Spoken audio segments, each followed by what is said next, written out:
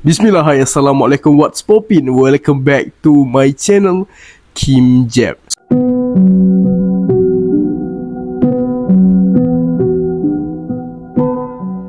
So guys, apa khabar semua? Sihat ke? Kalau sihat, Alhamdulillah. Dan kalau tak sihat, banyakkan minum air dan banyakkan berselawat. InsyaAllah hari ni kita akan share beberapa cerita yang saya ambil daripada grup Seram Mistik. Saya baca and last kali saya akan, orang kata, huraikan kisah-kisahnya. Mungkin ada yang tak fahamkan dalam keadaan baca tu, kita akan huraikan macam member dengan member punya borak. Jadi tak nak lengahkan masa. Sebelum tu, jangan lupa tekan button like, share and subscribe supaya saya lebih bersemangat untuk buat video lagi. Bismillahirrahmanirrahim. Jom kita move up, baca kisah pertama. Let's go. Perempuan tua. Tajuk dia Perempuan Tua. Awal tahun 2000 macam tulah. Masa tu Zat masih lagi belajar. Dalam tengah hari macam tu, housemate Zat dapat panggilan. Katanya arwah neneknya sakit tenat. Kawan Zat, Hada, bukan nama sebenar, ni memang rapat dengan nenek dia. Mau tak mau dia kena balik juga petang tu. Sebenarnya Hada kalau plan nak balik kampung, dia seboleh-bolehnya akan elak balik petang, macam yang dia balik sekarang ni. Sebab kawasan ni memang sunyi. Hada dapat juga balik ke kampung. Dia naik bas pukul 5 petang. Perjalanan selalunya dalam 5 jam. Naik bas ekspres. Nak balik ke kampung Hada, dia boleh naik apa-apa yang menuju ke Butterworth, Parit Buntar, maupun ke Kulim. Yang paling awal hari tu bas ke Parit Buntar. Dalam pukul 11 macam tu, Hada dah sampai kat stesen bas Parit Buntar. Memang tak ada sesiapa yang boleh ambil dia. Jadinya, Hada kena ambil teksi untuk nak sampai ke kampung dia. Dia tanya orang yang bawa teksi sebab dia nak pergi ke Bandar Baru. Ramai yang tak mahu. Last sekali, ada pakcik yang kesian dekat dia offer nak tolong. Perebet sapu, Hada terpaksalah juga. Dia takut tak sempat nak jumpa nenek dia. Dalam perjalanan nak balik ke kampung, sempat jugalah dia berbahasa basi dengan pakcik ni. Duk ralit-ralit bersembang, ada perempuan tahan kereta tumpang. Pakcik yang bawa kereta ni tak berhenti sebab dah ada penumpang. Lagipun dia kesian dekat Hada. Hada pun tak kisahlah, dia pun tengah susah hati. Jalan kat depan sikit, ada lagi perempuan tahan kereta. Dalam hati Hada, ramainya orang tahan kereta. Masa tu dalam pukul 11 kot. Pakcik tu buat donor. Masuklah kali yang ketiga. Bila sekali lagi diorang nampak perempuan melambai kat depan kereta, sama macam yang kedua dan pertama tadi. Hati Hada mula rasa tak sedap. Dia pulunlah baca apa yang diingat. Ayat kursi lah, 3 kula, semua dia baca. Pakcik tu dah terdiam, dah tak dengar dia cakap apa-apa lagi. Nampak macam dia fokus kat jalan raya. Tak lama lepas tu, pakcik tu berhentikan kereta. Dia suruh Hada baca apa yang patut. Hada memang tak berani nak pandang kat luar. Dia cuma tunduk, lepas tu pandang kaki dia. Rasa macam nak menangis sangat-sangat pada waktu tu. Lepas tu dia dengar pakcik tu melaungkan azan.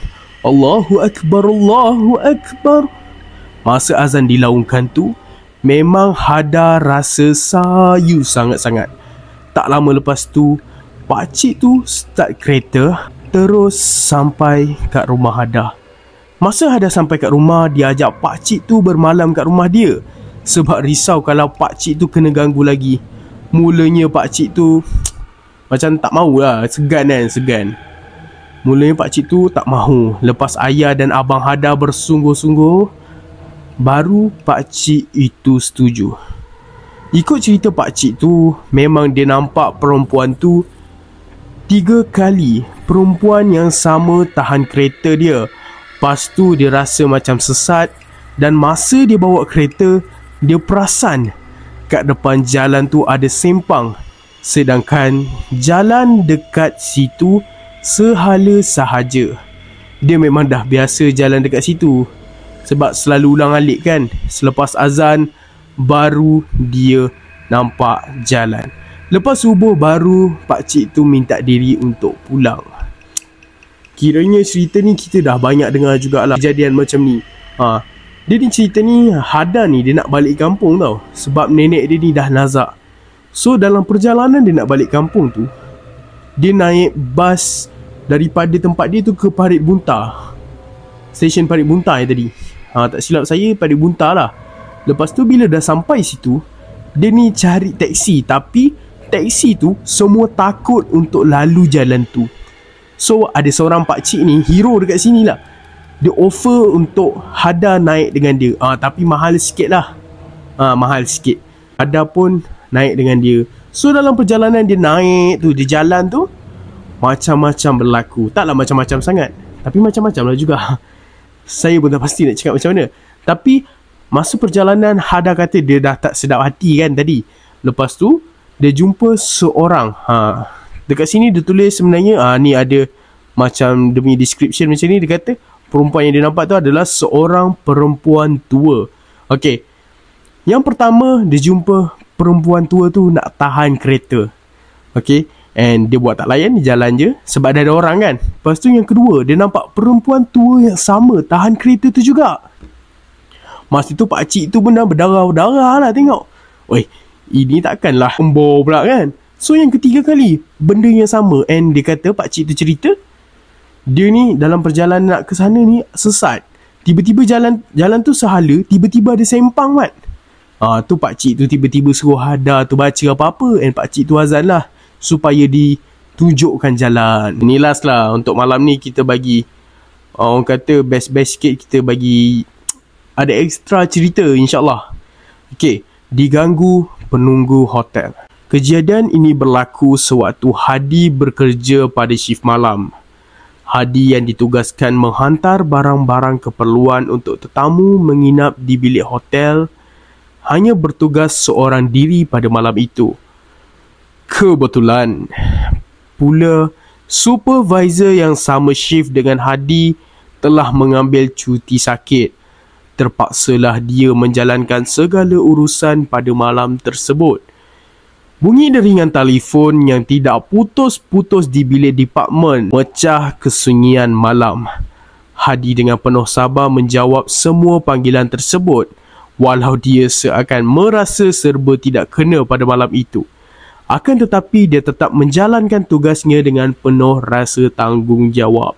Jam yang dipakai oleh Hadi sudah menunjukkan ke angka 10.30 malam. Bermakna hanya setengah jam sahaja lagi waktu kerjanya akan berakhir. Dia yang sedang berdiri di balkoni luar ofis tingkat 4 itu hayal melihat pemandangan ke arah theme park yang menempatkan kolam mandi serta bermacam permainan khas. Hadi tersentak apabila bunyi telefon berdering kuat dari dalam ofis. Ganggang telefon dilekapkan pada telinganya. Sayup-sayup kedengaran suara seorang perempuan sedang menangis. Hadi berasa pelik dan tertanya-tanya mengapa tetamu itu menangis. Di skrin telefon pula terdapat nombor bilik pemanggil. Tak kenapa, jantung Hadi berdegup kencang. Kini, dia telah tiba di hadapan pintu bilik yang bernombor 3318. Dia yang terlalu risau terus menekan loceng bilik tersebut berkali-kali. Tapi malangnya, tiada yang menjawab. Dadanya mula berdebar-debar memikirkan apa yang berlaku di dalam bilik tersebut sehingga membuatkan tetamu itu menangis. Setelah puas, dia memanggil dan langsung tiada jawapan yang diterima. Dengan segera Hadi menyeluk koceknya mengambil master key. Hadi nekat membuka pintu tersebut walaupun tindakannya itu salah kerana dia boleh dituduh menceroboh bilik tetamu. Niatnya hanya untuk membantu. Pintu bilik dibuka perlahan. Suasana di dalam bilik gelap gelita seakan tiada tetamu yang menyewa bilik itu. Hadi memetik suis lampu perlahan-lahan. Dia melangkah masuk sambil meninjau-ninjau keadaan. Memang tiada sesiapa di dalam bilik itu. bilik tersebut masih dalam keadaan kemas. Hadi seperti tidak percaya. Hatinya tertanya-tanya, siapakah pemanggil misteri tadi? Bulu roma Hadi masa tu meremang. Fikirannya sudah mula menangkap apa-apa cerita. Cerita-cerita seram yang disampaikan oleh rakan-rakannya mula berlega di fikiran Hadi. Barulah dia teringat bilik di mana dia berada sekarang pernah digelar bilik berhantu. Mereka sering terdengar suara orang meminta tolong. Ramai tetamu yang menginap di bilik ini sering diganggu dengan bunyi barang yang dibaling dengan kuat dan macam-macam lagi. Tiba-tiba Hadi tersentak. Dia terkejut apabila merasakan seolah-olah telinganya dihembus nafas yang kuat. Serta-merta badannya menggigil dan perasaan takut menyelubungi dirinya. Serentak itu jelas kedengaran di telinga Hadi suara seseorang sedang menangis dan Hadi terus menoleh ke belakang. Alangkah terkejutnya ia mendapati susuk tubuh dibalut kain kafan yang lusuh ditambah dengan wajah yang menyeramkan sedang berdiri beberapa meter sahaja di hadapannya. Dan kini lembaga itu semakin menghampiri Hadi. Tubuh Hadi menjadi kaku, tidak bergerak, kakinya kram. Kini wajah lembaga itu betul-betul di hadapannya. Bau hanyir menusuk hidung. Jelas kelihatan ulat memenuhi wajah lembaga itu. Amat mengerikan ditambah lagi ketika lembaga itu menyeringai seolah-olah mahu menerkamnya. Dia yang sudah ketakutan terus menjerit seperti orang yang dirasuk. Hadi terus rebah di tepi pintu bilik tersebut.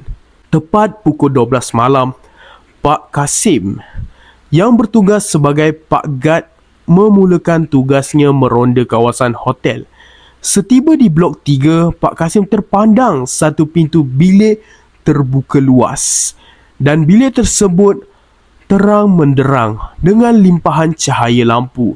Pak Kasim yang berasa pelik dan curiga terus menuju ke bilik tersebut. Terkejut Pak Kasim bila mendapati Hadi terparing di sisi pintu bilik yang terbuka luas. Sekali lagi Pak Kasim terkejut bila mendapati terdapat tanah bertaburan di atas lantai bilik tersebut dan bau yang sangat meloyakan tekak. Keesokan harinya, seluruh pekerja hotel kecoh dengan kejadian yang menimpa Hadi. Bilik 3318 ditutup serta-merta supaya tidak disewakan kepada tetamu. Selepas kejadian itu, Hadi demam selama seminggu. Pengalaman itu menjadi kenangan yang pahit yang tidak dapat dilupakan seumur hidup dia. Okey, jadi ceritanya macam ni. Hadi ni seorang pekerja hotel. Dia ni dapat shift malam pula masa tu. Tapi tak malam sangat. Masa tu dalam pukul 10.30 dia kata tadi kan. Lepas tu dia ni tiba-tiba dia dapat call and ada perempuan menangis. Ni saya ringkaskan je. Lepas bila dah dengar bunyi perempuan menangis tu, dia pergi bilik yang mana perempuan tu bagi tahulah. Tiba-tiba terpampar dekat skrin dia, dia pergilah 3318 kan tadi. Dia pergi dekat bilik tu and dia buka bilik tu gelap. And dia pun masuk bilik tu. Bila dia masuk bilik tu, dia buka lampu. Bila dia buka lampu, dia kata bau busuk apa benda semua tadi. Lepas tu tiba-tiba ada bunyi nafas dekat belakang telinga dia. Macam tu lah kot. Lepas tu cerita yang paling seram tau. Dia dah dengar bunyi nafas tu pula, dia dengar suara perempuan menangis dekat belakang dia. Oh, tak syok mat macam tu. Lepas dia dah dengar macam tu, dia pun macam cuak lah. And bila dia berbalik tadi, dia nampak ada satu bentuk, satu figure, apa nama ni? Gula-gula. Satu gula-gula yang dia kata tadi mukanya berulat and bau hanyir macam tu. And benda tu nak terkam dia and dia pun pengsan. Nasib baik si Pak Kasim tu ada. Pak Kasim tu tengok pintu tu terbuka. Dia pun pergi kat situ. Dia nampak lah Hadi tu terbaring. So dia pun tolonglah dia tolong bawa Hadi tu lah. Bila dah bawa hadi, dah settle. And dekat hotel tu juga, terus banyak cerita lah. Orang semua cerita and bilik tu pun ditutup. So macam tu. Yang pertama tu tadi. Yang kedua, antara dua cerita tadi. Yang ketiga ni seram lah. Okay. So sampai sini sajalah cerita kita. Tapi kalau awak semua nak share cerita kat komen pun boleh, nanti saya bacakan. Okay. Ini saja video kita pada kali ini. Jangan lupa tekan button like, share and subscribe supaya saya lebih bersemangat untuk buat video. So macam saya cakap lah selalu, jin itu wujud, hantu itu pemikiran. Tapi janganlah leka, kerana mereka ada di dalam Al-Quran.